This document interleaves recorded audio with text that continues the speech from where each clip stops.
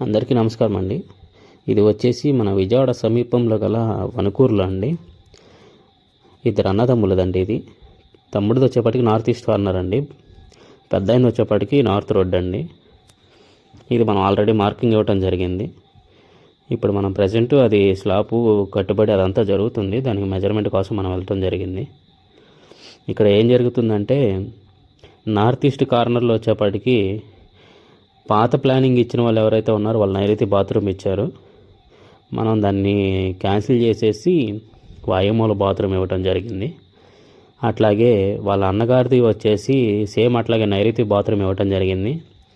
మనం దాన్ని క్యాన్సిల్ చేసేసి 2 బెడ్రూములు మిడిల్లో మనం బాత్రూమ్ ఇవ్వటం జరిగింది.